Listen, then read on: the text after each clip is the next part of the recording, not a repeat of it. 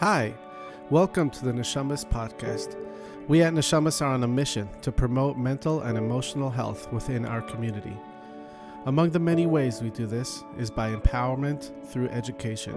This podcast is where we get to listen to personal experiences of those who have been affected by mental illness, the pain, the struggle to get better, and today, by the grace of God, have emerged with a message of hope and healing. My name is Moshe Chanan. I am a grateful addict in recovery, and I am a certified life and addiction recovery coach. I'm here to encourage vulnerability and allow for hope to emerge from the internal journeys we share. Please join me, hear the stories of these heroes, and know that you are not alone.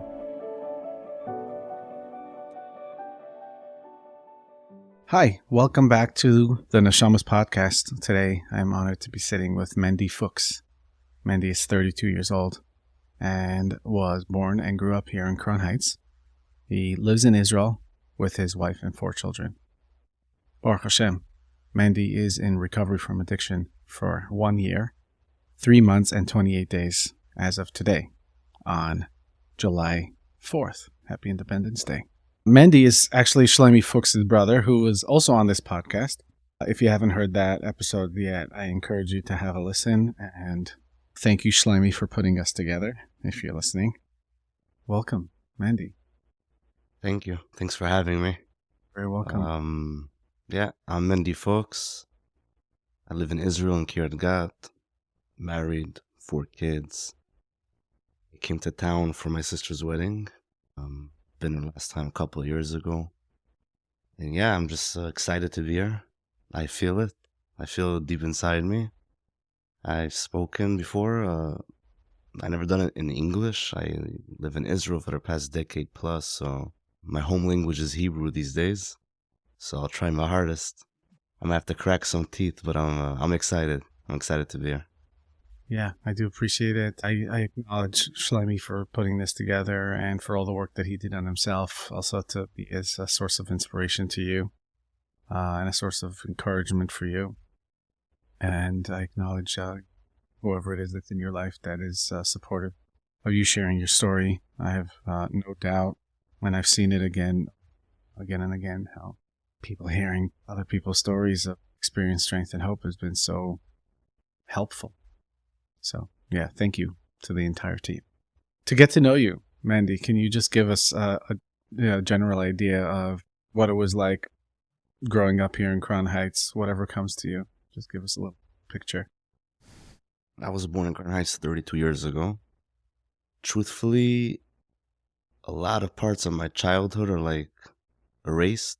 There's still certain things that every time they come up, it's like I've spoken about these things a lot by therapy. I grew up in the house. There was a lot of action in the house all the time. It's like a lot of achnos sorchim. My parents are both teachers. They know a lot of people. A lot of people know them. The house was always noisy / wild. That was pretty much the childhood. But at the age of 8, there was the accident. I call it my own Black Friday, because it happened on Friday, and that changed my life over there. I was 8 years old. My father fell off the roof, and I was witnessed. I stood there. Out of all the siblings, I was the only one there. Today, after a lot of therapy happens to me, that was probably the day I lost my sanity at the age of 8.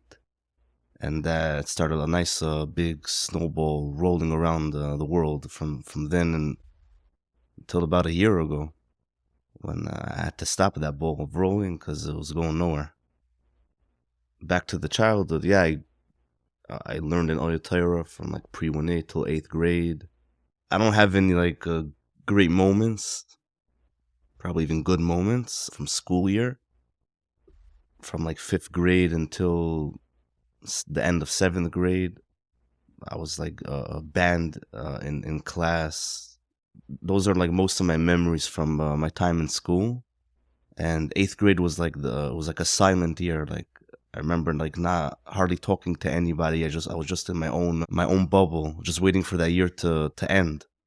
Because I knew after 8th grade I'll probably leave town. I didn't know what the options were yet, but I definitely knew in Crown Heights I'm not going to continue.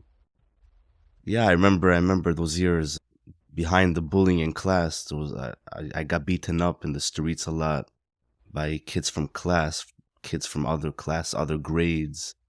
I remember pictures, like images of myself hiding in an alleyway for a while, for an hour, until they passed by. They couldn't find me. Only then I can go home. And yeah, it was like living in a nightmare.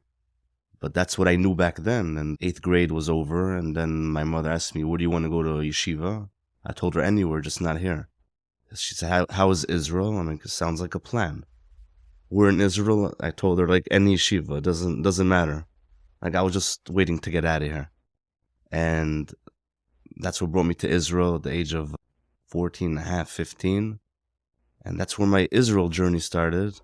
I really thought coming to a new place, a new environment, mentality, language, new people that don't know anything about my life. I really thought it's gonna be the life changer. I had dreams about it, and the few first months were really good. I was the only American in the yeshiva, and I got a lot of attention and a lot of love, and it felt good. And then other plans showed up there, and that's where I started getting yeah, basically it blew up in my face. This whole new country situation, and everything's gonna change. So there was this guy in the yeshiva. He was in my grade. He was in my shear, and he did some things to me that didn't have to happen, sexually. And yeah, I remember how it started. Like everybody talks about it, when you freeze at that moment and you can't you can't act in any way, you can't stop it. I was there, yeah, and it just went on for that whole year in yeshiva, and at a certain point it stopped. And there was another guy in yeshiva also, and I'm very sorry for the language, but in rehab, like when I was saying my story, so one of the counselors like told me, like, you were the of the yeshiva, like whoever felt they need to do what they gotta do, so they have an address to go to. I accepted it. Yeah, it was like a word I was looking for years. Like, why me? Yeah, something continued like scratching me up at the age of a teenager. I was supposed to have a joyful life at that time, and go out with friends and everything, and like just another scar on the journey. And I was waiting for that yeshiva to be over, so again that dream could relive itself of starting in a new place, blah blah blah. I was there already once, and yeah, I went to a different yeshiva, and everything started fine. New people, no one knows what happened in the other yeshiva. A few days into the season, we call it. So this new guy comes to the yeshiva, and we all come to greet him, and I come to notice that it's the same guy from the other yeshiva that damaged me over there, my soul. Yeah, it was very hard for me to believe what I'm seeing in my eyes. Like, I'm like, okay, this wasn't my plans. It was like right after summer vacation, I came all fresh and a new start. The same things are going on over there. It's not, the details are not, I don't think they're so important. It was just like whatever went on in the first yeshiva, he just continued where he stopped. And it was one Shabbos when I left the dorm, because we were sitting by the meal, and he was like motioning me with his face, like, "I'll see you after the meal." And it was just too much for me. I just stood up in the middle of the meal and I ran out of the dorm and just ran far, far. I went to a park. I was sitting down on a bench over there, and this old guy comes over to me, sees me sitting alone, and he starts asking, "What are you doing here?" I'm like, "All right, I just need some air." He tells you, "You want to come over? We'll watch some TV." And I'm like, "All right, it sounds exciting, you know." I've always kept Shabbos, so maybe it's time to try something different. I went over to his place, and he took out some beer. I'm watching TV. At a certain point, he switches the channel to VCR, and a porn movie starts playing over there on the screen. And he's starting to touch me. I stood up and I ran out of the place. He's trying to call me from the back. And this guy, I forgot to say, like, he gave me a tour in his house before. He's like a doctor in a hospital and everything. I'm like, wow. amazing. I just ran out of there and I went back to my dorm and I came to my room. I went under my blanket and I was just crying over there. After a couple of minutes, I heard the door opening and I look and I see that bacher from yeshiva. He's coming close to me. I stood up and I told him, listen, you're going to leave this room now and you're never going to talk to me again. And if you ever come close to me, I'm just going to kill you. I remember I told him those kind of words, the exact words. And yeah, he left and I left the yeshiva a couple of months later. He never bothered me again. I was on shlichus and some guy came to the yeshiva, a shliach from Ocean City, Maryland. He's like a friend of the Rosh Yeshiva and whatever. He was with us for a couple of days. It was like winter season when the place is like dead over there. He has nothing to do there. So he comes to Israel for a couple of months. And he was like chilling with us, like telling us stories from his place and everything. And we got like very attached. And he saw I'm basically like wasting my time in yeshiva. And he offered me like if you ever leave this place and you want to do something meaningful in life, always come over to my Chabad house. I need an extra hand there always. And it sounded excited to me. And I left yeshiva a couple months later, and right away I reached out to him. And I was on shlichus by his Chabad house for 2 months, and then he threw me out from there. Yeah, I was just a troublemaker probably. Always looking for action. Whatever I was told to do, I always loved doing the opposite. It's part of my nature. Crossing the red lines, or walking on the red line, like balancing between right and left. I left the Chabad house, and yeah, that's where my journey of my life started. Actually, where I was in no man land, and I just like started working these random places. Some work lasted for a day, for a month. How old were you at the time? What? How old were you at the time? I turned 18 in the Chabad house, I remember, in the summer. And yeah, so I was 18 years old, and like I was done with schools, yeshiva, just wandering around the place. I worked one day in sushi, and then a week later I'm already in a pizza shop, and I worked in the mikvah in Eastern Parkway for a couple of months. I went to these random places. I was just everywhere. At the age of 19, 20, I don't remember exactly, I met my wife in Manhattan. She used to work with this it's a very famous lady in Israel. She has these shows for religious women in the Jewish world, and they perform all over the place. And they had like a couple of shows in New York.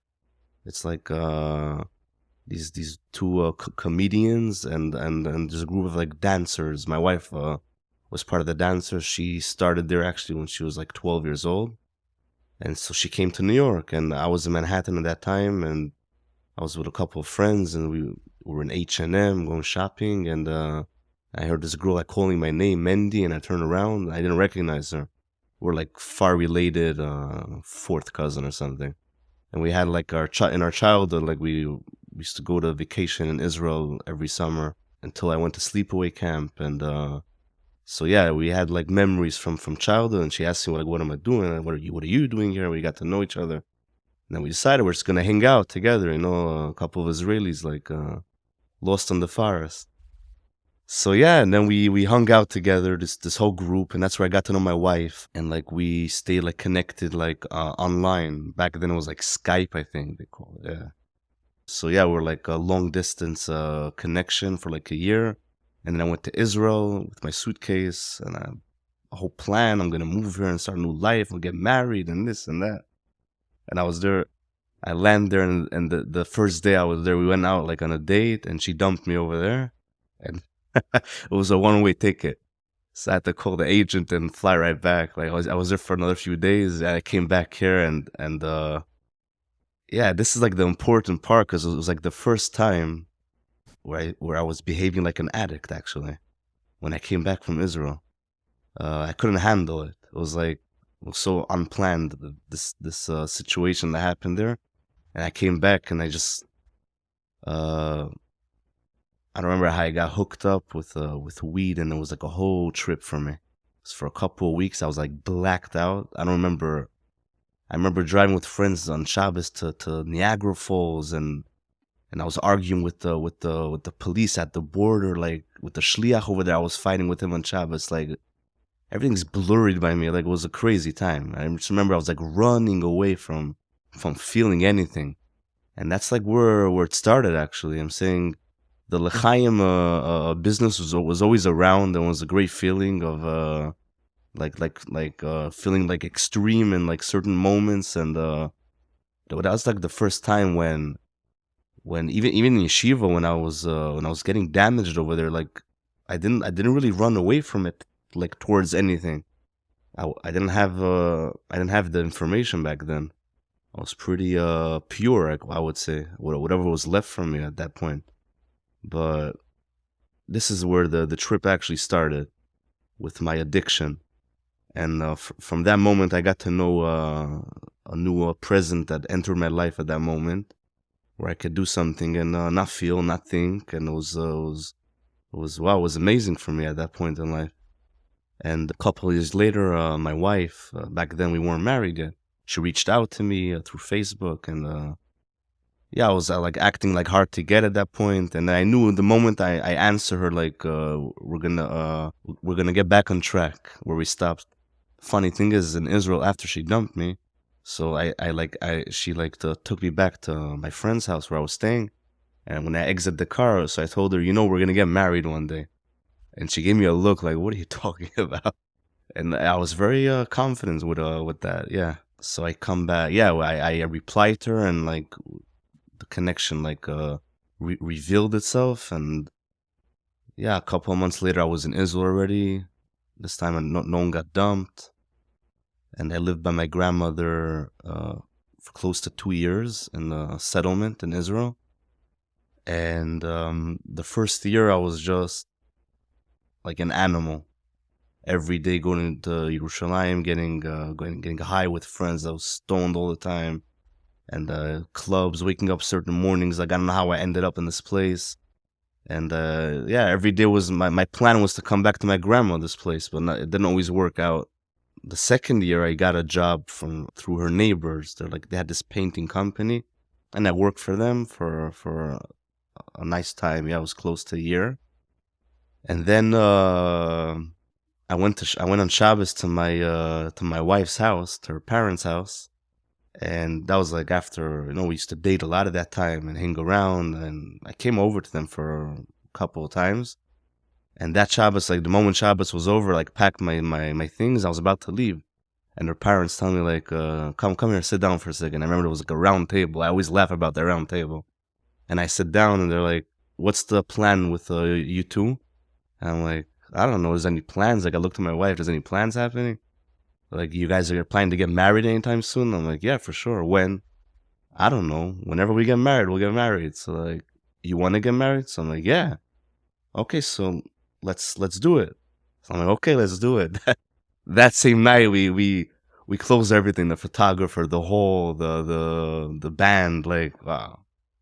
Yeah, that was me back then. Like, if it was up to me until today, I would be in the same place. Like, I didn't know anything else. Like, everything looked like the end of the world for me. Like, what marriage, what this, what that. But yeah, I'm thankful today that adults back then, responsible people, took it into their hands and did what they had to do.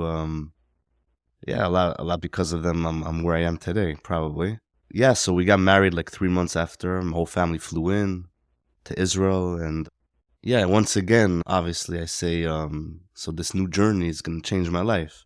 I don't get sick of that. I always say it again and again. Like, I'm going to forget everything I went through. I have a wife now. We have our own home. We'll have kids in the future. And like, everything is going to be just fine. And yeah, it was always like tense on like in my chest. I always felt it throughout my whole childhood, being home. And yeah, that was basically my childhood story, because I was going through hell outside of the house in school, on the way back from school. And like, a person wants to know he has one place to feel peace and quiet, and I just didn't have that. I remember myself at the age of 8, 9, 10. I remember myself talking to myself in the mirror, like in the shower. I had like conversations with myself. I was like, I had some younger siblings back then. My sister, which is older than me, she was only a year and a half older than me. And there was no one to talk to. Like, I used to come home with like after I was attacked, like physically and beaten up, and I entered the house, and the only thing I was asked at that point is why is my shirt tucked out and not tucked in? Like, yeah, at a very young age, I realized there's no one to talk to over here, and it's not there. Like, I have to find myself elsewhere. I always had like these suicide thoughts, always from that young age. Like in school, every time on the way back from school, like I used to like these thoughts always came back. Like I remember once I had like a fight with a kid in class, and I was always busy with writing these notes and begging them to forgive me. That was like all the years went by like that. I remember once running out of school and I ran to the subway and I told him I'm gonna jump to the tracks, and he ran after me. It was like, yeah, deep in my mind I knew I'm not ready to jump on the tracks yet, but I enjoyed the fact that he was running after me. Like I just like had a little more attention, you know. In school I didn't have that, so I just tracked his attention. That was my childhood. It was crazy. Just running around town all the time, just to feel something, feel existing in any way. And so that was the journey. Like it just went on, and my situation just got worse and worse. And one day I wake up and it's like you're married with 4 kids, and the situation didn't get any better. Nothing changed. It just got worse because you have so much responsibility now, and you're just like stuck in a cage.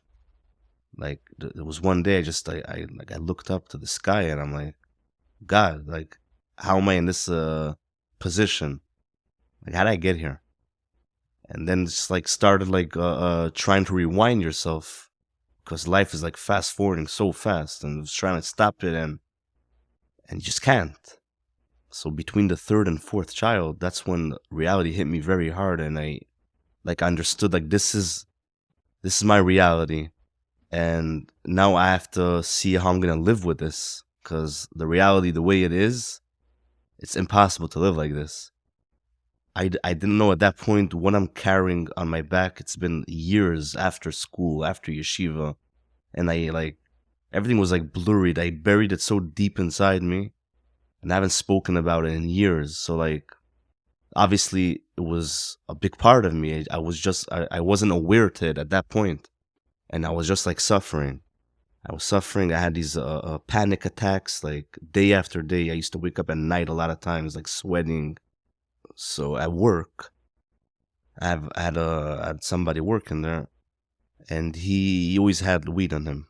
And at that point, he once asked me like, "You want to come? Let's go chill at work." It was, and I work in this big company, international company, hundreds of workers. We deal with seeds, and everything's very expensive over there. Like a lot of money being rolled over there like daily, and a lot of responsibility.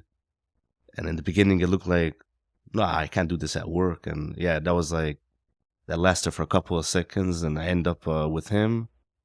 And since that first time, I remember like the whole day I used to like look towards him and wait for the motion of his face. Like he used to say, like he used to motion, let's go out now, let's chill.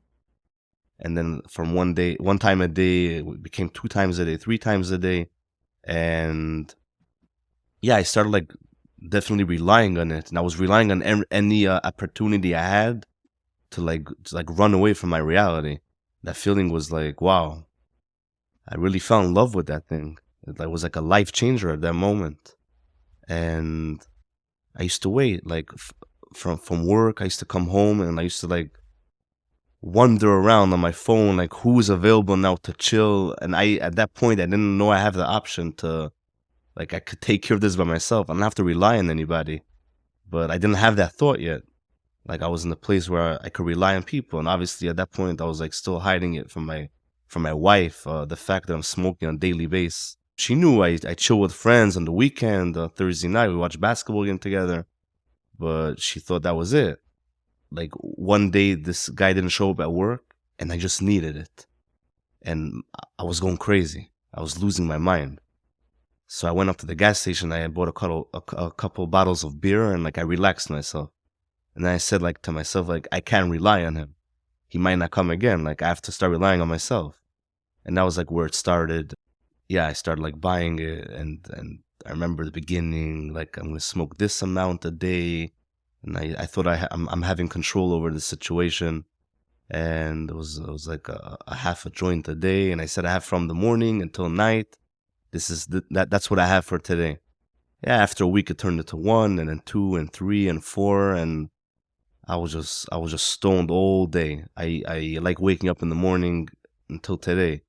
I wake up 5 o'clock in the morning. I'm an early morning guy. My therapist always tells me, like, he tells me there's a certain point when the like smoking addicts, like, there's a certain point when they can't wake up 5 o'clock in the morning anymore.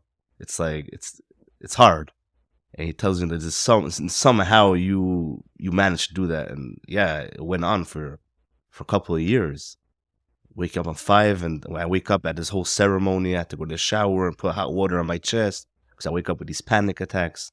And then I just started like from 5 until like late at night. I was like a walking stoner, a driving stoner. There was no rules, no laws in my life. Like I really lived in this bubble where I thought like nobody sees what I'm doing. I really felt like I'm in my own world, and it was like an automatic mode. Like it wasn't like there was no control over there. At that time already, it was like, yeah, there was when COVID started, and we had the whole thing. When was it, Pesach? When we had the whole like Seder night in Israel. They were like very extreme with it. The whole like no one leaves their homes on Pesach. No one's going to no in-laws, no nothing. And that Pesach, being home alone for that whole week with my wife and kids, like I snatched over there. It was like, wow. That's when I realized how bad my situation is, because I can't sit down for a moment.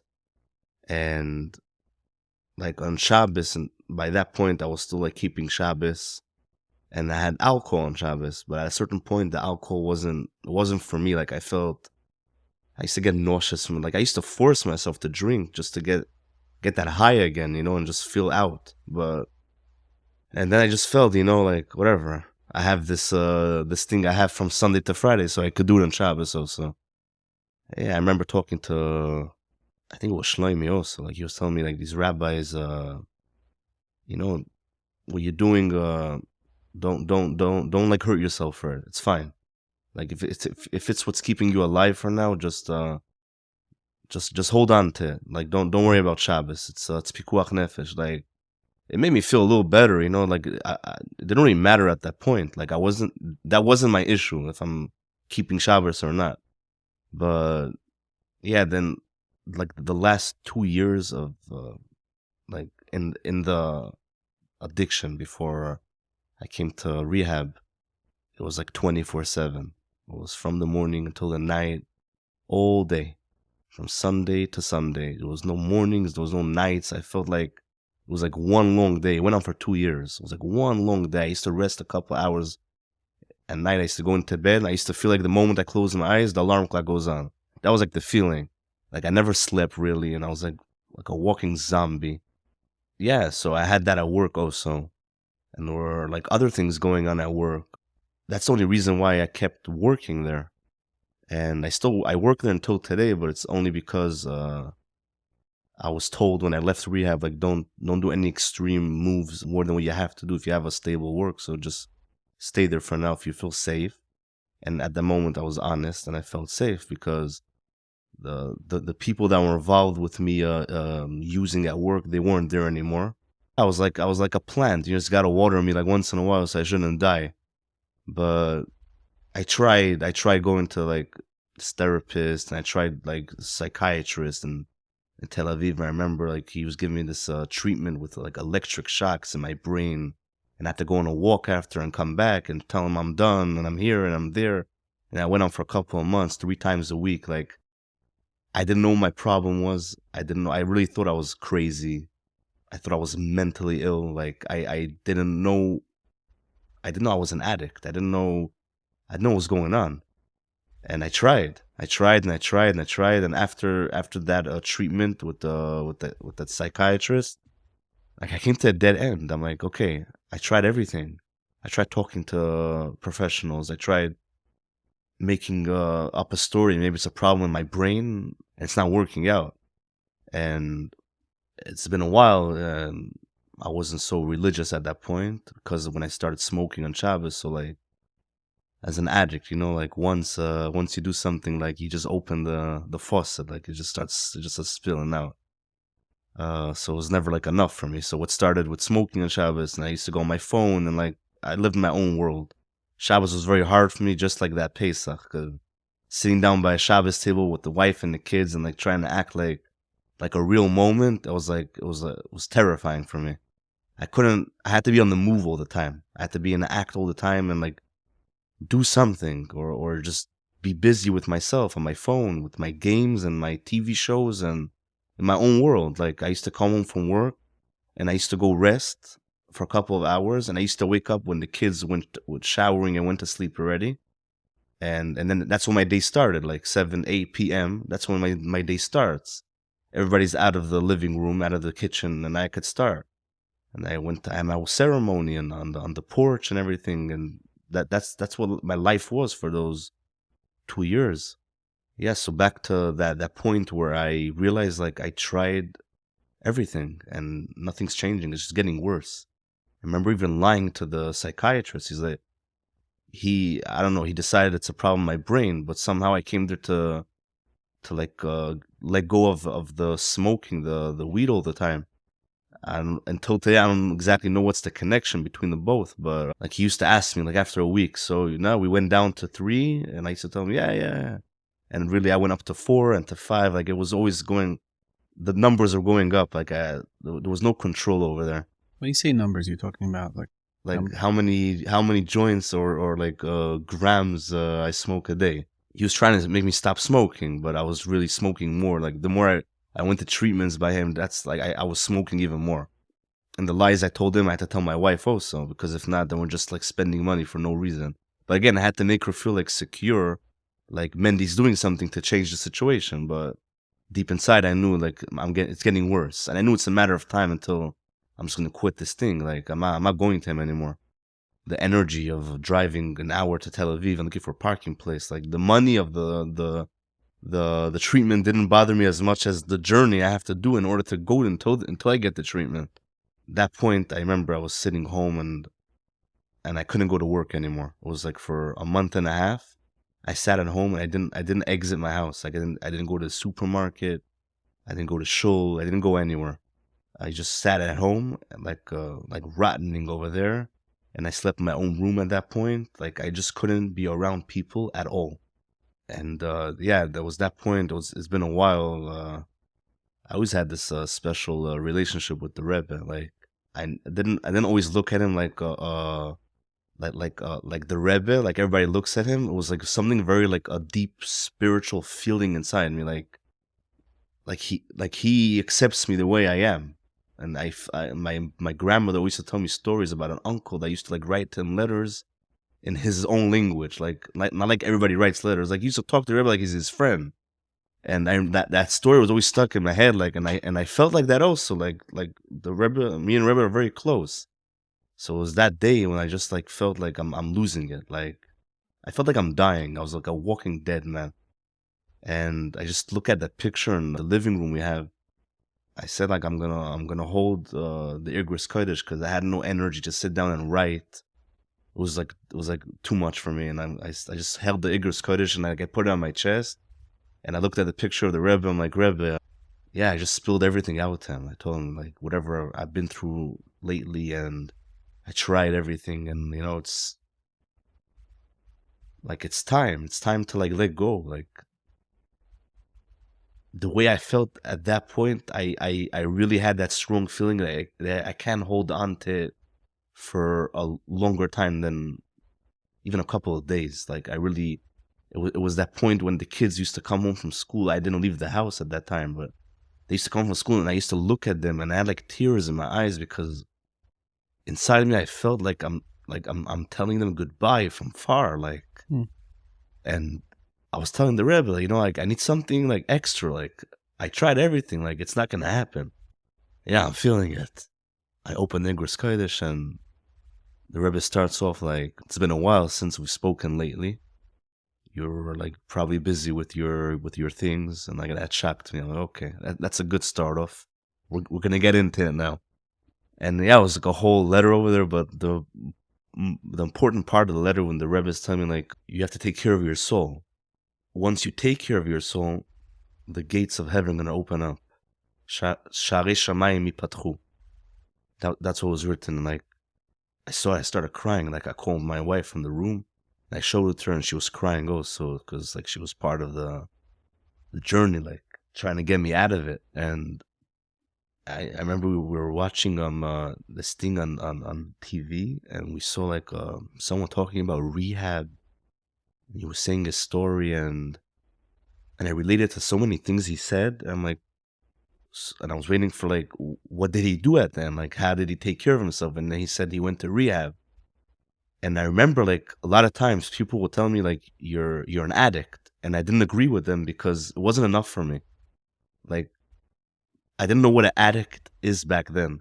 I thought an addict is someone that smokes or drinks or gambles or whatever. Like, but I knew deep inside me, like, that's not my problem. And if I admit that I'm an addict and I'll give my drug or my alcohol or whatever it is away, I'll be stuck with nothing. Like, so I'm not an addict. Like, don't take that away from me. But when I watched that thing, and he said that he went to rehab, whatever, and I went to this place. I'm like, yeah, I want to go to rehab, and like, this is like a daily thing. It's not the closed place you're talking about. I'm like, what do you mean this closed place? So like, yeah, it's like this place you have to go to. You have to be there for like minimum a half a year, 9 months, a year. It really depends on your situation. I'm like, what do you mean 9 months? Like, in a closed place? She's like, yeah. So I'm like, no, I can't. So she asked me like, when is the last time you used? So I told her like, right outside over here before I came in. She said, okay. So you have to go home and clean yourself for 2-3 weeks, 21 days, and come back here. So I started laughing. Like, I can't stop for like a half hour. I don't know how I'm going to bring 21 days. Mm-hmm. And so she's like, there's this thing, like, it's like this mini hospital. They call it ishpuzit. Detox, right? That's Detox, what we have yeah, here. yeah. So she's like, go look for like, go check online for like these detox places and start from there. So, okay, we came home and we like entered like in Google, we were searching for like these detox places, and the first place that came out, it's called like Acheret Baderech, like The last place on the line. Acheret Baderech is like different on the way. It's like the same way, just different. That's like the explanation of the words. Like, later on you understand. It's like it's your same life, but like in a different way. And that was the thing, like a different way. And that was the first. There's like so many of them in Israel, but that was like the first one that like jumped up by the search. And it happens to me, it's like a more like a religious place. And at that point, I wasn't really looking for something special. I was just looking for a detox. Like, I'm doing what they're telling me to do. I came there for like a visit, like tour around and see the place. And it happens to me, like, I know the manager. How did that happen? No, it's this woman, like, from years ago when I came to Israel.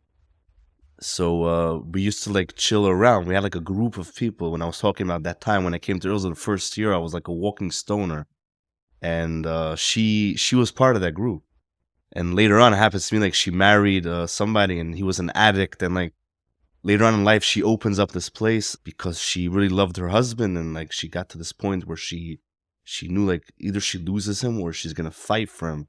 And the way she was able to fight for him was when she like really got into this whole world of the addiction, and she learned it from scratch. And later on, she opens up this detox place. And so I see her, and I'm like, wow, this is pretty crazy. It's a smaller world than what I knew. The world is small, but not that small. And so she was telling me, yeah, it was Tuesday.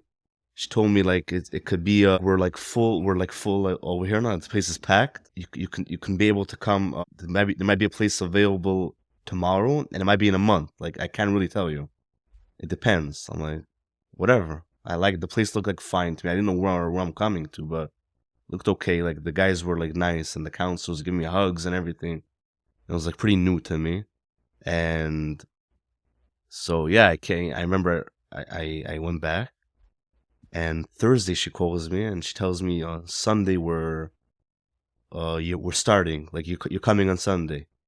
And those 2 days between Tuesday and Thursday, I felt like so lost, like, because I knew like I have like something now, and like what am I supposed to wait for an answer for them or look for a different place? But I like that place, but now I'm stuck and I have to wait like and like suffer more until she gets back to me. But like, yeah, it was only 2 days, and that Shabbos between that Thursday and Sunday, we had a whole family, my wife's family. We went to a hotel in Sfat, and it was like my in-laws like a 50 anniversary. It was like they call it in Hebrew the golden wedding, Chatunat Hazahav. So we went to the hotel, and that Shabbos in the hotel was wow. It was such a long Shabbos, but it was my goodbye party. I'm saying, like, I wasn't really like sitting down with anybody. I was in my own world over there. Like every half hour, I left the hotel and came back to the hotel. But yeah, that was my goodbye party. I remember on Friday going to the Arizal's mikvah, and it's like very cold. It's like ice, and I jumped in. I'm like, wow, this is like was starting a journey. Like I felt something coming close. I didn't know what to expect even. Like I didn't know where I was going. But yeah, Sunday showed up right away. And I remember that last joint on my porch before I left to rehab. I was holding the joint. I was crying. Yeah, it was time to say goodbye. And I came to rehab and to the detox place. And like I remember coming in 12 o'clock in the afternoon. And the counselor there, he tells me, you have like 3 days off. I'm like, what do you mean by 3 days off? He's like, go to bed, sleep, chill, like calm down. So I told him I didn't come here for any days off. Like I had a whole bunch of days off in the past couple of years. So yeah, I'm just ready to do whatever has to be done over here. Say, okay, so come join the group. And I come to the group, and like, I remember that moment, like it snapped in like a second. I caught it, and I'm like, wow. It was like an hour into detox, and something in my soul like felt like I came home. Like that, it was like a home feeling. I never felt that before. Not in my own home with my wife and kids. Like my soul like arrived to a safe place, and like the hours went by and the days went by, and I after like a couple of days, like I landed, like, cause yeah, it went out of my system at a certain point. Like I started catching on to like very fast. Like I realized I was very aware of what was happening between me and myself and what was happening around me. And I realized like I hear a lot of stories around me of people that are there for 3-4 months, and it was like scaring me. I felt inside me like if I'm gonna stay there for too long, it's gonna be like a new trauma I'm gonna have to hold on to. And I came here to deal with like all the traumas I came from, and like how am I gonna do it? So I was fine with the fact that they took away my phone and I'm like disconnected from the world. It was great. And everything they did there was like perfect. They're very big professionals, from the counselors, all the staff members, the social workers, those psychodrama. They had like everything over there going on there. This was just the detox? Yeah, it's like a mini rehab place. There, as I said, like my miracle was when we searched on Google for detox, this place showed up because it's like a mini rehab place. A lot of people come there for like detox, and then after like a few weeks, they go to rehab, like Retorno in Israel. You probably heard of that place. I worked for them yeah. What? I worked for them for a bit. Retorno? I went to visit. So like it really depends. It's like very individual situation, but certain people come there, and at the entrance, they know like this person's gonna be here for 21 days. His system's gonna be clean, and we're gonna send him to Retorno after. Other situations, it was like a mini rehab. Like people were there for like 3 months, 4 months, and then they have this like they continue their treatment. Like they come back. Like that's what happened to me at that point. I'm skipping. Basically, it was an extreme journey. We had like twice a week a phone call for 5 minutes with the families, and that part used to kill me. Like I was clean after like 2 weeks that I was sober. Like I started feeling things like very extreme. And I haven't felt like this since like years ago. I was always busy, how not to feel. And those short phone calls, like with 4 kids, like you have really time to say hi and bye. And then you have the counselor like standing next to me, and like he's motioning to me like you have to end the phone call. And I hear the kids like crying in the background, like Abba, Abba. And like I'm like, wow. There was a point where like I didn't want to do those phone calls anymore. And Tuesdays was visiting days. They used to come between 4 and 6, and again, it was like every time 6 o'clock, and they're all like on the floor crying and pulling by my feet, and like it was literally like my story. what? Literally my story. Like for me, it wasn't in rehab, it was in the psych ward. And I had one of my son when they came to visit, and they were trying to leave, and my son was holding on to my leg. It Wow. was like ripping apart. Yeah, that's the power of recovery. That's what took over me at the end. Yeah, basically. So towards the end of towards like the end of the month, the first month, like there was this guy there. He always used to get me like on my nerves inside, and he used to tell me, "Yo, you're rushing. You're gonna be here for a long time." Like it was very hard for me to hear that. Like, and thank God, like there was a big miracle there because my process was like going. It wasn't going fast as much as it was going like the right direction. Because they always used to say like, "Don't try to hurry this up because it's not gonna work." And like I remember like these other people, like they used to like bother in middle of the meetings and the therapy groups that were going on there, and I used to lose my temper there. Like I used to like stop it. Like we want to like, and the counselor always used to tell me like, "You didn't come to college over here. This is a place where people come, they work on their problems." Like at a certain point, yeah, I got it, and I really 24 hours a day over there, except for those couple hours I slept at night. Even in the afternoon, there was resting time.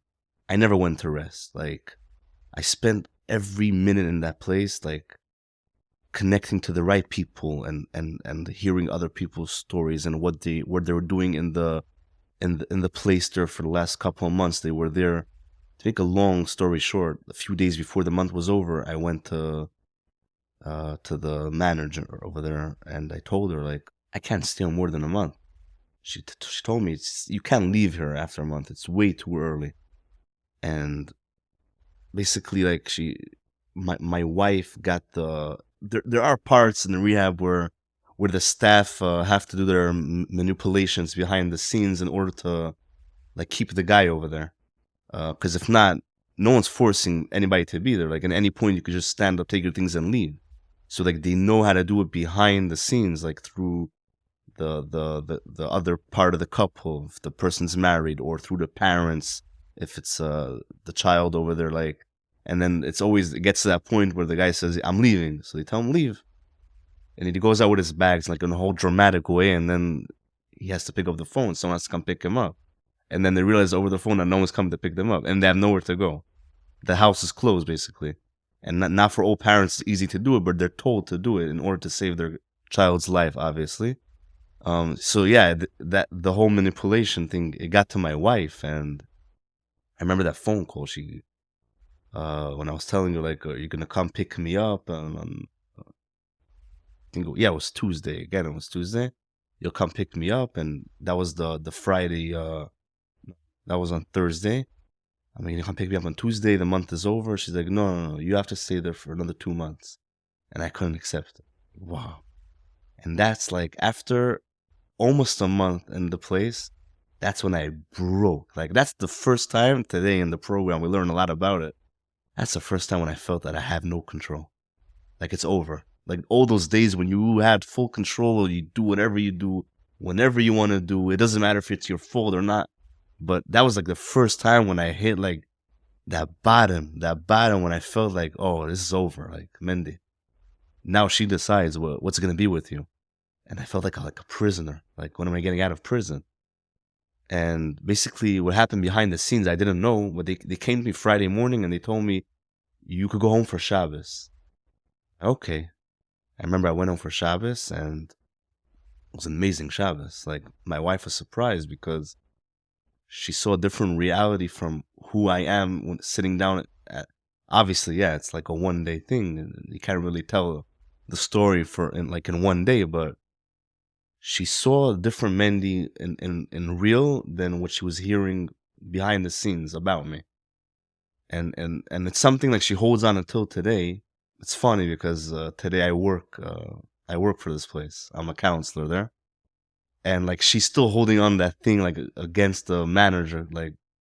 But I try telling her, they do it for the right reasons. Like I'm in the position today to understand exactly why it's done. Like don't hold anything like against her. It's like she knows exactly what she's doing. And yeah, whatever. So that Shabbos like changed the whole story. Like after that Shabbos, she told me, I'm gonna come pick you up on Tuesday. Until today, I'm told like by my therapist, he's the same therapist. Like I still go to him like once a week for therapy. My sponsor, the manager today I work for, they always like remind me how that month by me was like very it was very unknown in that place. Like it doesn't It's happen. not normal. It's not normal.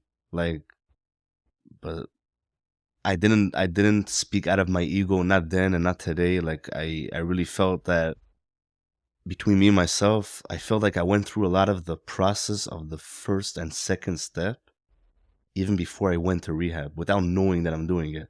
Like I was really in a surrender mode. Like, cause the moment they took it away from me, I never looked back at those things since then. And I'm always busy like with, like after first and second step, like I walked in with my hands up, like I surrender. Again, this is the language I learned later on with the whole program and everything. But like when I look back, I understand like I entered rehab not by force. It was like my last option. Like I really tried everything else. Like in my mind, I knew this thing has to work. If not, I don't know. Like there's no other options anymore. Like what didn't we try? So yeah, obviously like the day I was there, I surrendered because I accepted the fact I'm an addict, because they said some very powerful things there I never heard before from like regular people on the streets when they tell you you're an addict, and then they turn around and they continue walking.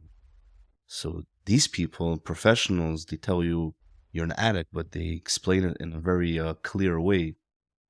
Who's an addict? Like what's addiction? And when I learned for the first time that not drugs and not alcohol, they're not my problems, like it's the result of my problems, that's when that big like stone comes off my chest. I'm like, finally, like that's when I felt like, okay, someone understands me now. And I remember those days on the porch, those dark nights, like very dark nights. And I used to beg, like send one person that would really like understand me and feel what I'm going through without judging me and deciding and talking for me. And like I asked for one person, and I come to this place and I see there's a whole army of people over there. Like we're all the same. It doesn't matter what you use and when you use and how much you use. It just matters why you use. And that was like the only thing I had to like learn and feel, and sit down in a group in the rehab place, and like people are sharing their stories, and like it's like from every person talking, like you take like, wow, I had exactly that same thing in life, and I went through that thing, and they give you the confidence and the ability to talk for yourself also. Because I tell today also to people that are like sober, but they're not always, they don't go to therapy. So it's like being sober, but you're like suffering inside. Because again, that was that thing when you take, okay, you took what I had, and now I have like an empty spot inside. I have to fill it up with something else. So if you're only taking it and I'm leaving it empty, so it doesn't last for a long time. That's the truth. So when I see like sober people like suffering, and it always reminds me, like there's always one thing I tell them, like it's always, you also have to come to the meetings, or just have, in Hebrew they say chavrusa. It's like it's another recovering addict, because only a recovering addict can understand a recovering addict. Only an addict can understand an addict, because I paid that price so many times also before I went to recovery, and it happened a lot of times after. Like I had to learn it, that you can't share your things with anybody. It doesn't work like that. Like not everybody understands you. And in the beginning of the journey, when someone didn't understand me, like it used to drive me crazy. And I used to call my sponsor right away. Like I said, and he answered me back like that. And he's like, chill. Like remember, not everybody's gonna understand you. Your wife is not gonna understand a lot of things in the beginning of the journey. And as I'm sober, like it took me like a half a year to like hit into me to understand. Like I tried, even as a sober guy, I tried for the first half year to change everybody around me, because I came with the thing, like I have the message now, like everybody has to do this, like it's a life changing. And I tried bringing recovery into the house like by force. It didn't come in like naturally, you know. Like everybody in this house has to recover now, and I went to hang up the signs with all the sentences and all the meanings from rehab, and like I was living it. And then I remember someone told me, it's like, we always try to change like the world around us, and we can't change people really.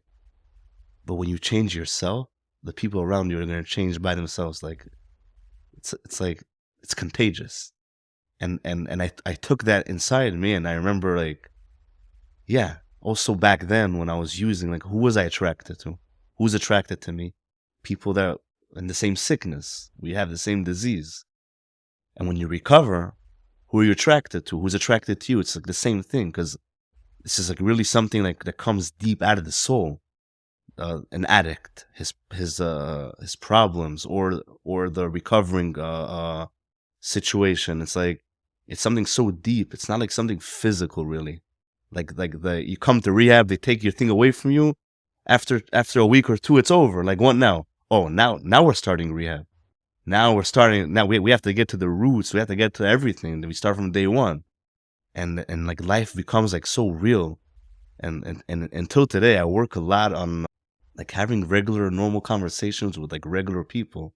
It's not natural for me. I'm always looking for that intense and that action of the, like, it has to be real. Like, and not everybody's like that. Like, people could be real, but they don't get like, not everybody talks about their problems. And even people that have it, they're not so like open, like the way I live today at the meetings. Like, I know 8 o'clock in Israel time, 8 p.m. I have my meeting, NA, 3 times a week. I come there, we have Tfilat HaShalva in the beginning, then we have the things we read, and I know we have like an hour and 10 minutes, whatever's left of the time. And you can just like, and I already know, like, it makes me laugh today, because it's like almost every time I go to a meeting, like before, I have like those voices in the head, like, you don't have to go today, you're tired, and this, and like, and I know those voices already. Like, I grew you up, like, it's in my head. And like, as they said in rehab all the time, like the head says stories, and getting yourself into that self, what is it called? Self-absorbed? Rikuz atzmi. Whatever. It's like, you're like Self-sabotage? Centered. Self-centered. Yeah. You were close. So yeah, so like I know like one of the enemies I'm dealing with is that self-centered situation, because like I'm always told, like, until today, like, you're allowed to do it like for a little bit during the day. It's like it's calming down, because you don't have anywhere to run away to, really. So it's like it's your way of like how to connect to yourself. So it's fine. But if you see like you're like getting lost over there, so you have to be like very aware. So I know when I get into that situation, like being self-centered at that moment, like and now I have like an empty spot inside. I have to fill it up with something else. So if you're only taking it and I'm leaving it empty, so it doesn't last for a long time. That's the truth. So when I see like sober people like suffering, and it always reminds me, like, there's always one thing I tell them, like, it's always, you also have to come to the meetings, or just have, in Hebrew they say chavrusa. It's like, it's another recovering addict, because only a recovering addict can understand a recovering addict. Only an addict can understand an addict, because I paid that price so many times also before I went to recovery, and it happened a lot of times after. Like, I had to learn it, that you can't share your things with anybody. It doesn't work like that. Like, not everybody understands you. And in the beginning of the journey, when someone didn't understand me, like, it used to drive me crazy. I used to call my sponsor right away. Like, I said, and he answered me back like that. And he's like, chill. Like, remember, not everybody's gonna understand your why. It's all the result of our problems, the addiction. It doesn't really matter what you're addicted to. Doing like the process and working on ourselves through the 12 steps. It's the same process. Only like when we get into like very like deep details, so then people say the parts of the story, so they sound a little different. The addiction part, not the problems part.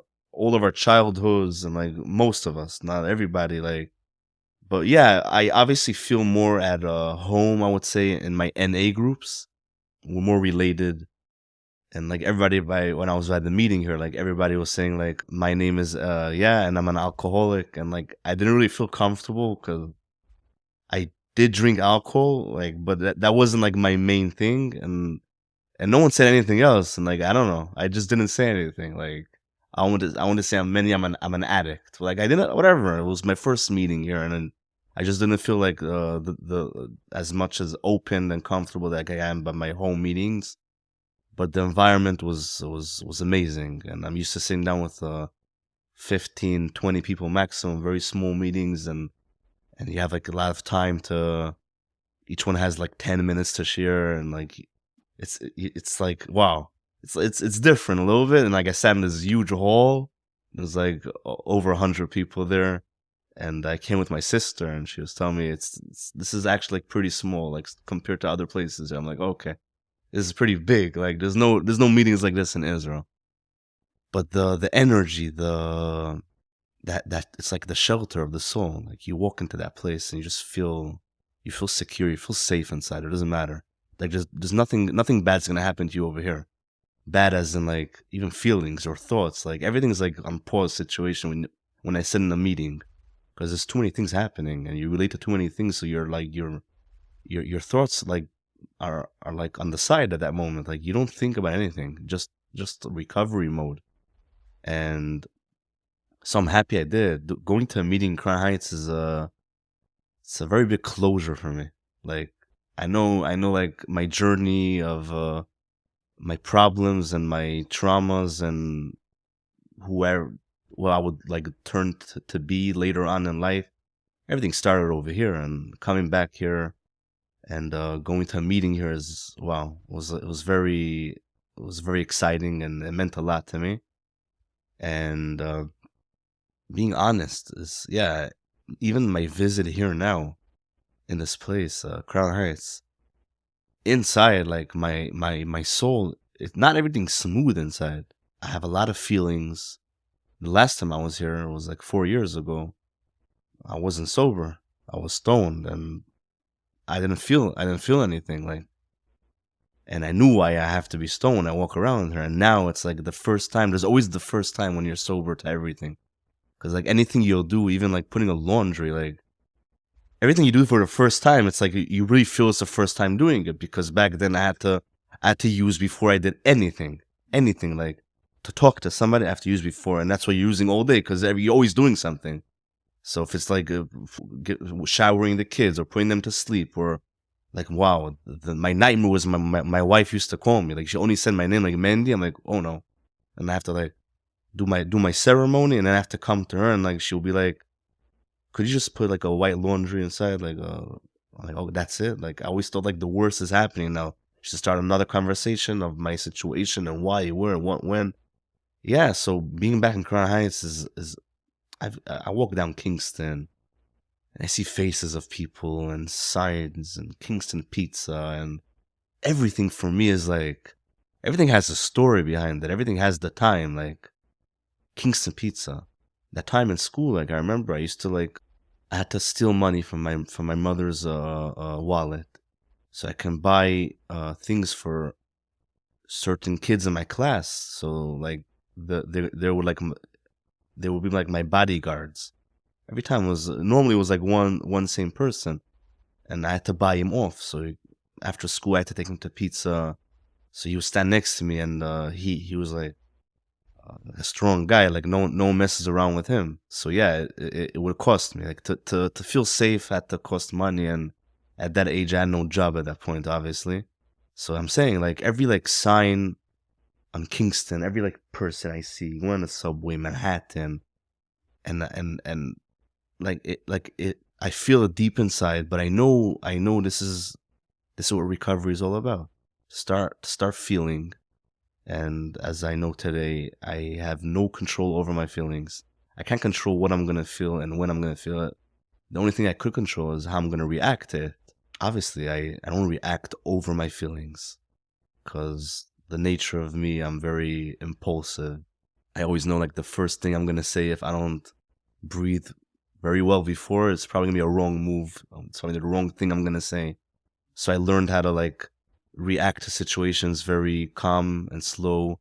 And if I have to, I always have the option to pick up the phone.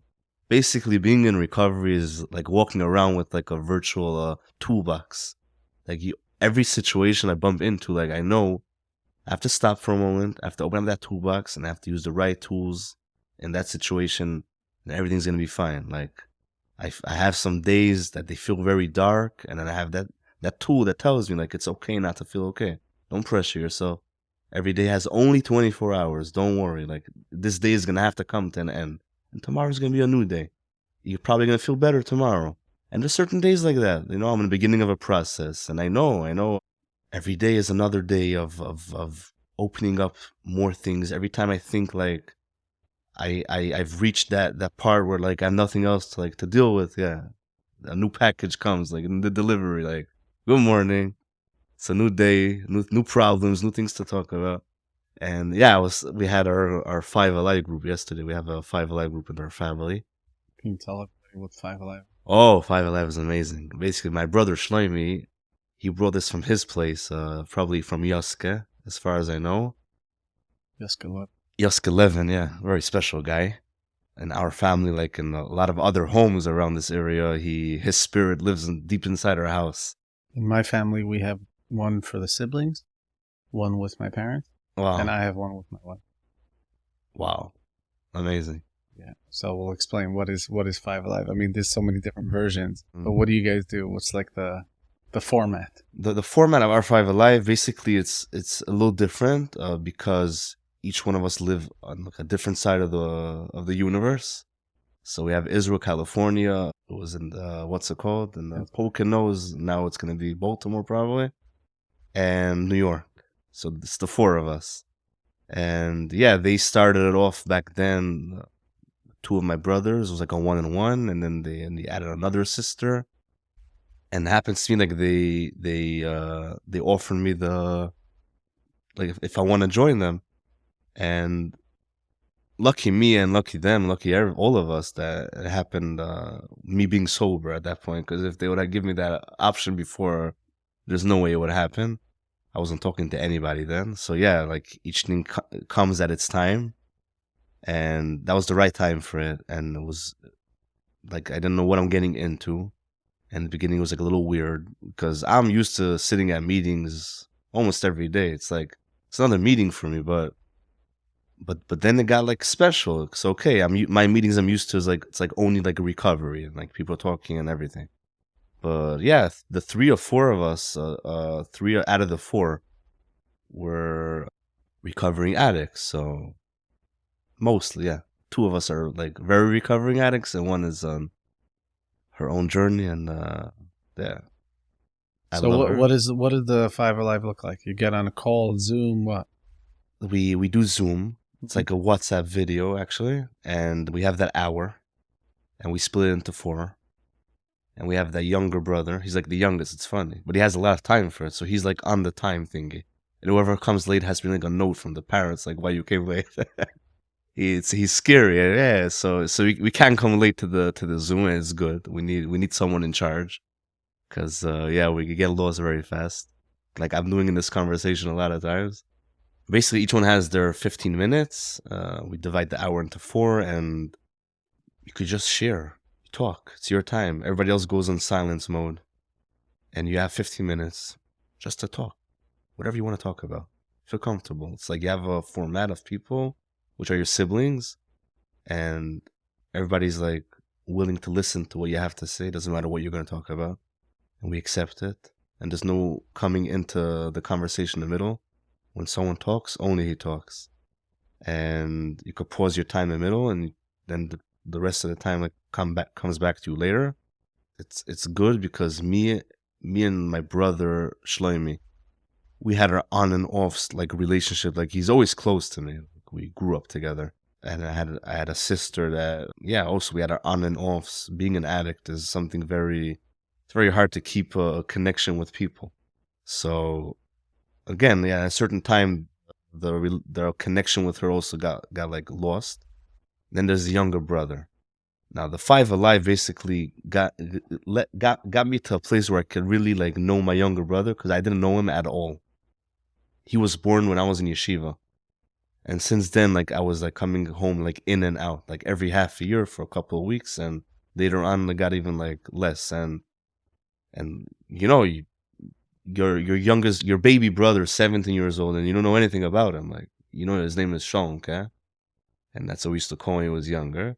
And that's it. Like, he likes working out, whatever. And like over here, you get to hear people. Like, each one has their 15 minutes. And you know what? Your siblings, it's not friends, it's like your family. And you know exactly what your siblings have been through in the past week. And it does its effect. Like, it connects. That's the platform. The platform is to connect the family. Slowly, we're 7 siblings, and they started off by 2, and they went up to 3, and now we're 4. The time comes, and we're all ready. We want to add another sibling, and hopefully the day comes where we're all connected. Each one has their own journey and their own place where they live in, and it's important because I've seen families that are not connected, and the effect doesn't end between the siblings. It goes on to the other generations as well. Their kids and their grandchildren, and I could see it. I could see it in the larger family where I came from. Not my siblings, but my cousins. Like, when the aunts and uncles don't have a normal relationship between them, a stable relationship, at a certain time, it affects the relationship between me and my cousins as well, and that's a fact. And so it's very important for us to stay connected. And it's like we're all, yeah, it's been a long time. It's been years where everyone did his own thing, and like none of us like really knew. Like, we used to hear rumors about our siblings. Like, I heard my sister lives in California today. Like, I didn't talk to her for a while. Like, I don't know, maybe she does it. And it's sad. I'm saying it's your siblings.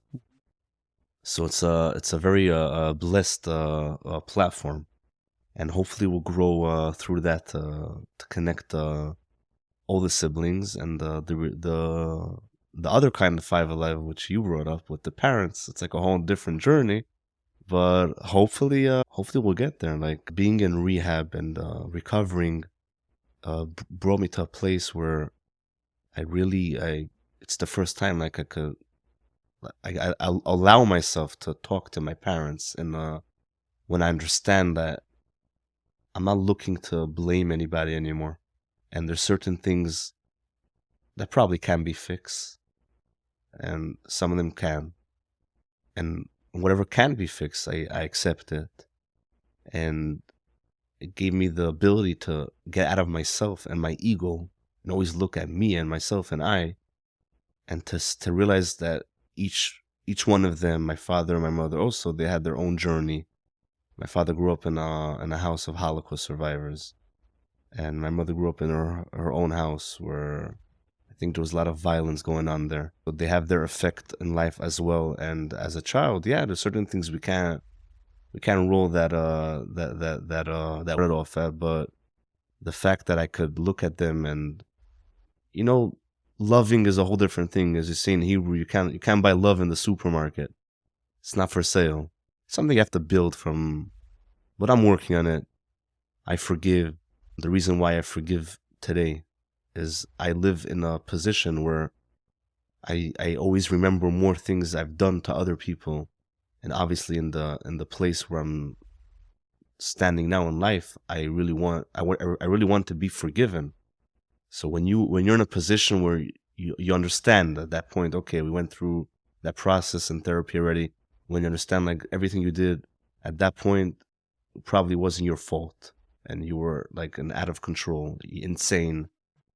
But after you pass that point in therapy, there is that point where you start to get responsible also for certain things you did to people. If it was my wife or other people that surrounded me at younger age or older age, like there was always an effect of what I've been through in life, and you know, the will comes around. And yeah, so when you're in that position, when you know, like you want to be forgiven, so it's much easier from there to forgive other people after what they've done to you. And so yeah, so it's day after day.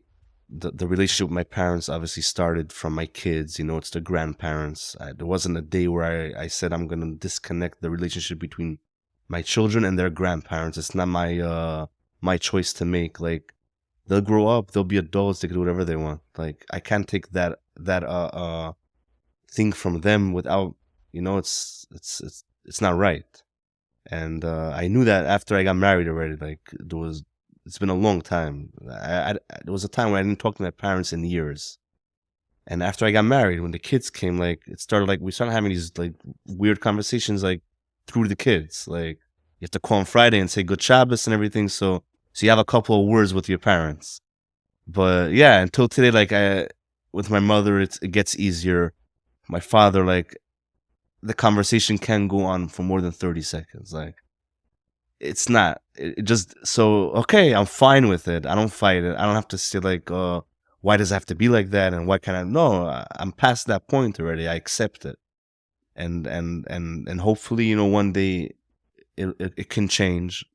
But the most important part of the recovery is just when you learn to accept situations. Like a lot of times, like there's a situation happening, I accept it, and if it's hard, I have to like pass it on to a higher power. Like it's not in my control. Or in other words, like I used to, even being sober in the beginning of the journey, like these things used to happen, and like my first instinct would be like, why does it have to happen to me? What did I do wrong? Like again, going back to that same place where everything's happening to me, and I had to work on it, and it took a while. And today, like when these kind of things happen, if I get a flat tire or I'm stuck in traffic and I'm rushing somewhere, like I don't do that thing again. Like, why does it have to happen to me? Why is he punishing me again? Like everything for me today is a lesson, and I brought it down to that level where I have a flat tire, and it happened to me a few months ago in Israel on the way back home. And like I stop and I ask God, like, what are you coming to teach me now? Like I really take everything as a lesson. Could be it's something that for me, like I have to work on my my behavior still, and how I react to situations without being impulsive. Like everything has its own lesson. Or it could be other reasons we understand today that God does what he does, and sometimes we get to understand why, even if it's 10 or 20 years later. But a lot of times we don't get to understand why, and we just have to put our trust to it and understand that whatever he does, he has his own reasons. Like, I've learned that through my life story. Like, what you see today, maybe you'll see the result in 20 years from now. Maybe. Right. I didn't get many questions in. I'm okay with that. But I do have a lot of questions, but I'm so happy you just went on a flow, and ultimately, like, my position is really to just facilitate your share. So you shared so much, and I appreciate it.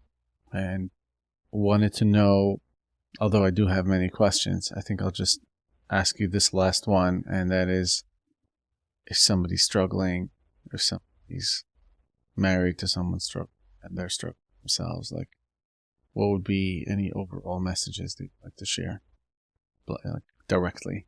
Directly. First of all, there's that saying that there's like a slight difference between being alone and being lonely. Being alone is a fact. Like if I'm alone in this room sitting by myself, and there's nothing happening with me in life, no one's involved, so I'm alone. Being lonely is a feeling. It's not like I could sit in a room with 200 people and I could feel lonely at that time, even though there's 200 people around me. So I'm not alone, but deep in my feelings, I feel lonely. My message is that, first of all, whoever's going through these kind of things in life, being an addict and whatever is part of that package of being an addict, and as you guys heard, there's a lot in that package. It's endless. And first of all, you're not alone. Even if you're sitting in that room by yourself, like, you're not alone. I as I said in my thing before, like, I really begged for God, like, to send me one messenger, one angel to like understand me, to feel me. I can say that there's a big army outside there, like troops everywhere, meetings, and they're everywhere. Like, so we just gotta do that first step. And I know, I remember that day. It's not in our control, and like sometimes it has to be a very like big step. Maybe even like someone like physically has to like pull us out of the chair and just stick us in a place where we could like, just stop for a moment. And at the end of the day, yeah, it's being married and having kids as an addict is it's a plus and a minus. The minus is at the time of the addiction. Yeah, there's a lot of responsibility. The fact that the kids were witness to a lot of the things happening. And until today, a lot of times I have to lift up a prayer, and I pray to God that my kids, in other words, like if he could, in his own way, somehow delete those parts from their mindset. But it's not reality, I'm saying. But God has his own ways how to do it, and my kids see again. I can't change anybody around me. I continue changing myself, and my kids see it. Once in a while, they come over to me and they tell me like, "Wow, you've changed in this way or another." Every time it's like something else. You're calmer, and the wife, it's a whole different thing. Like in a certain way, me coming out of rehab, me and my wife, like in a certain way, we got remarried. That's the feeling. Like I'm not the same person I was before, and in some place she's not the same person she was before, because there's that morning when she wakes up and she discovers, like, it hits her also, like her husband's sober now, and like she doesn't have to take care of him anymore. Like she could start being herself also. How much energy it takes of the other person in the marriage, being married to an addict. They don't have time to be themselves either. It's always around us, the addicts. The whole picture is always around us. And being sober it's not only for me. Like, thank God I'm in a different place today. But as I said, my wife is also in a different place today. Like she has time for herself to, like, when I came out of rehab, in the first few months she had that feeling like she always wants to go out with friends, and I understood why. Like I stuck her in the house, not physically, but she knew that she can't leave me alone with the kids at that time. So she feels like relieved, and a half a year being sober, she flew with a friend to Guatemala, I think it was, and yeah, she was there for 2 weeks, and I felt so happy for her. Like in some way, I could give back something minimum for the time, but in other words, everything's possible. It's possible. Like I never dreamt of me being in this chair I'm sitting down now. Like also in the chair of life I'm now, and in this chair sitting next to Moshe Chanin. It's amazing. I'm saying it's a miracle, but we have to allow the miracle to happen, and we have to do something, even very small, with a very, very small, like a little will, wanting to do it. Because, as I say, like, even if 1,000 people are gonna stand on line outside, like pushing their hands out to help us, and we don't accept the help, we're not willing to help ourselves, so they're not gonna be able to help us.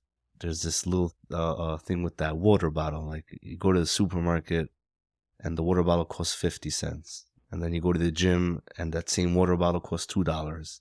You go to the theaters and it costs $3. And you go to some stadium and it costs $4. And it's the same water bottle. And the only thing that changes the value of that water bottle is the location it's in. So if you ever feel that you're worthless, and you feel like you're really worth nothing, it might just be that you're in the wrong place. And that's what the program taught me. People, places, things. It's the biggest change I've ever done in my life. Even people that they don't have to use, they're not addicts, but they made me feel for years, being around them, they made me feel like nothing, like they see through me. And that was part of the damage that happened to me through life, was just being around the wrong people, in the wrong places, doing the wrong things. And today is time to change that. So sometimes we just got to get out of our place and go to a different place, and then we realize how much value we have, how other people see who we really are. And that's what I've done in life. I moved out of Crown Heights, and it's like, I live in a different world today in Israel. Like, even if people know what I've been through in life, and I don't mind saying my story, it's the opposite. Like, it's today it's my mission to pass down the message, like in the 12th step. And people at the end, they realize, like, I have to cross the world to the other side. And over there, I started a new life. At the end, after a long journey there as well, I get to that point where I love myself. And if I can't love myself, other people can't love me. And it's something that took me time. I had to build, but at the end of the day, you put yourself in the right place, and people get to know who Mendy really is. And that's what's important for me. If I can have myself for me, then other people can have myself for them also. If it's my wife, my kids, family, friends around me, people I work with, it's today they know who Mendy is. I just say the things straight up. I'm not scared to say the word no anymore, and there's plenty more to it. But yeah, it's you learn how to stand on those 2 feet and say exactly what you want to say with some tact. It doesn't harm, but at the end of the day, yeah, I paid a lot of prices in life because I didn't know how to say no to people. So my message to those people that are married or have kids, that kind of situation, being an addict, there's a lot of hope out there. I didn't see it until a year, 3 months and 28 days ago. There's plenty of it outside. Just got to open our eyes and allow to accept it, because once we allow it to come in us, it can change our whole life, and that's what it's doing to me today. That's beautiful, man.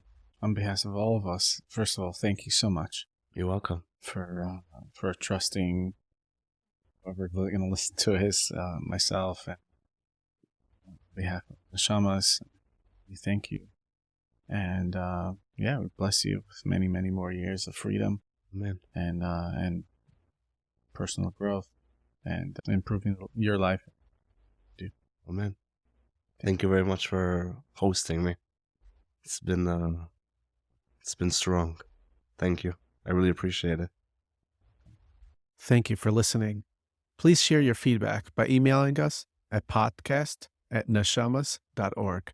We hope you'll be back for the next episode of the Neshamos podcast. This is Moshe Khanan wishing you a healthy and a meaningful day.